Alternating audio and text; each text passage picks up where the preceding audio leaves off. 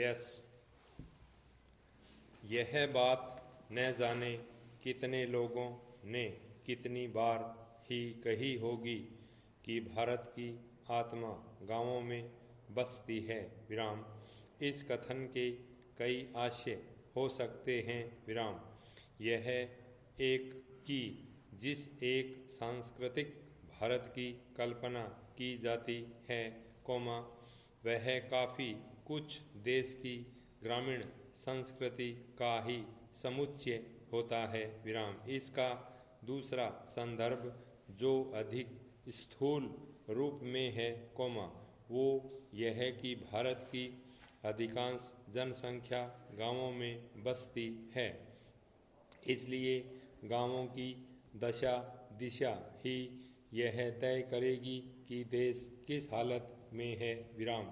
यानी अगर गांव खुशहाल है तो देश भी उन्नति कर रहा है, और यह उन्नति समावेशी भी होगी क्योंकि यह सर्वाधिक जनसंख्या के निवास का क्षेत्र है। विराम।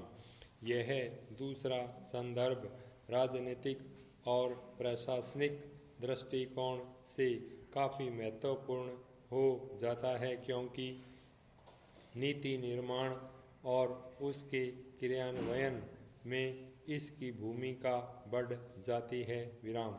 इसे विस्तार देते हुए कहें तो यह विरोधाभास हमेशा से रहा है कि विकास का आधार किसे बनाया जाए।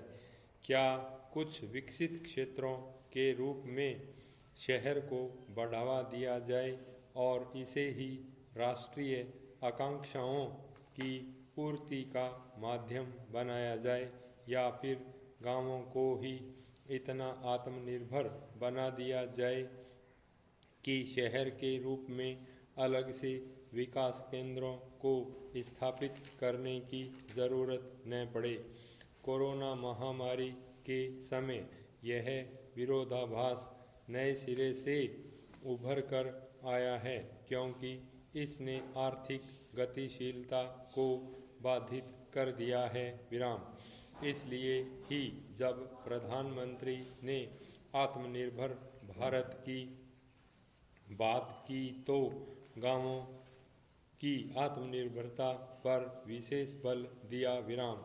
इसे समग्रता से समझने के लिए हमें इससे जुड़े विभिन्न पहलुओं पर गौर करना होगा। मसलन ऐसा कहने के पीछे क्या औचित्य है, इस विचार का ऐतिहासिक संदर्भ क्या है, सरकार ने इस दिशा में कौन कौन से प्रयास किए हैं, आगे और क्या करने की आवश्यकता है। इन तमाम पक्षों से गुजरते हुए हम किसी तार्किक निष्कर्ष तक पहुंच सकते हैं। कोविड-19 ने पूरे परिदृश्य को बदल दिया है। विराम। इसके पूर्व जहां गतिशीलता ही जीवन की धुरी थी, वहीं अब स्थायित्व केंद्र में आ गया है। विराम। चूँकि शहरों में इस महामारी का प्रकोप अधिक सघन है, इसलिए यहाँ के आर्थिक जीवन पर बुरा असर पड़ा है। विराम। ऐसे में इस पर निर्भर प्रवासी श्रमिकों का जनजीवन भी प्रभावित हुआ और वे वापस गांव की ओर लौटने लगे। विराम। साथ ही जब यह दिख रहा है कि इस महामारी के दुष्परिणाम बहुत जल्दी समाप्त होने वाले नहीं हैं, तो ऐसे में यह महत्वपूर्ण हो जाता है कि गांवों को उनके निवास स्थल तक आवश्यक विकास दशाएं उपलब्ध हों तथा गतिशीलता की अपरिहार्यता समाप्त हो। विराम। ऐसे में गांवों का आत्मनिर्भर होना जरूरी हो जाता है। विराम।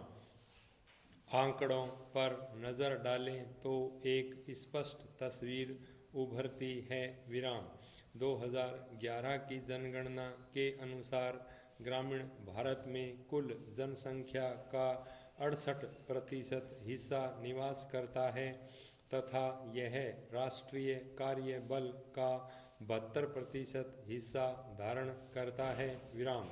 यह ठीक बात है कि बीते दशकों में शहरी जनसंख्या वृद्धि ग्रामीण जनसंख्या वृद्धि दर की लगभग 2.5 गुना रही है, किंतु फिर भी वर्तमान स्थिति यही है कि लगभग 2/3 जनसंख्या गांवों में ही है। विराम।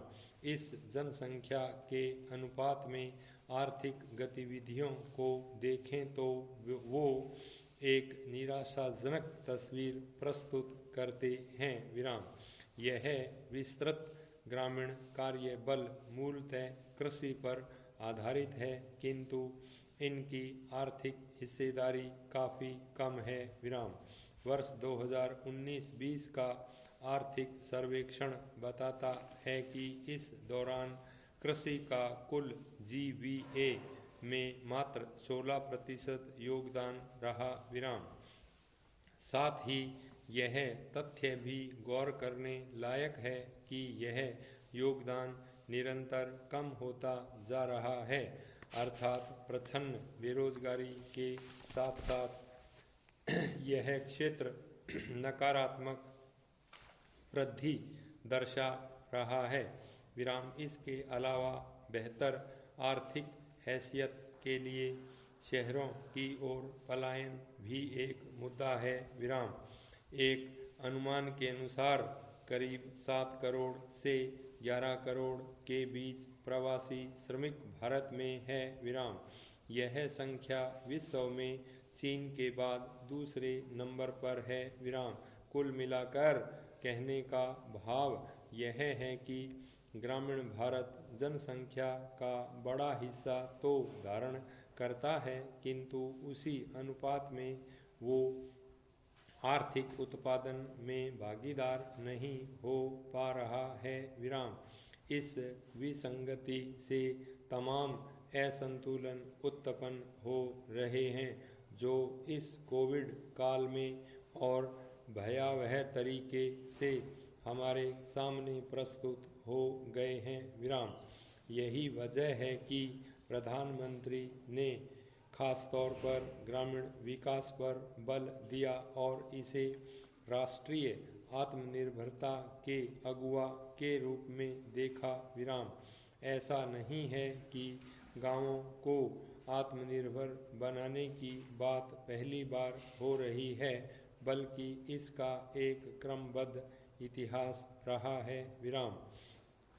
इसके सबसे बड़े चिंतकों में महात्मा गांधी हैं, जिन्होंने पहली बार शक्तिशाली ढंग से इस संकल्पना को अपनाने की बात कही थी। विराम।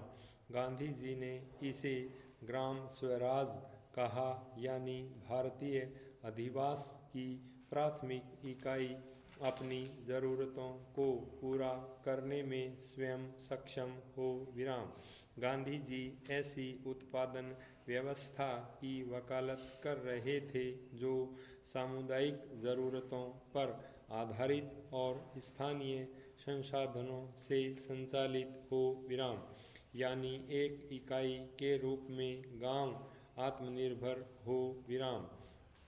1937 में हरिजन में एक लेख के माध्यम से गांधी जी अपने आदर्श गांव की परिकल्पना करते हुए उसके खाद्यान्न से लेकर शिक्षा तक में आत्मनिर्भर होने की बात करते हैं। विराम।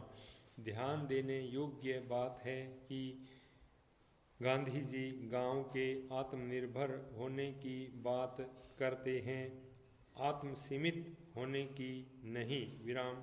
इसका अर्थ है कि गांव अपनी बुनियादी ज़रूरतों की पूर्ति में सक्षम हो तथा शेष के लिए बाहरी दुनिया पर निर्भर हो। जैसे गांधीवादी विद्वान जे.सी. कुमारप्पा ने गांधी जी के विचार को आगे बढ़ाते हुए अर्थशास्त्र में सुधार का सिद्धांत दिया, जिसके केंद्र में यही था कि हमें ऐसी उत्पादन प्रणाली को अपनाना चाहिए जिसमें स्थायित्व का गुण हो। स्टॉप।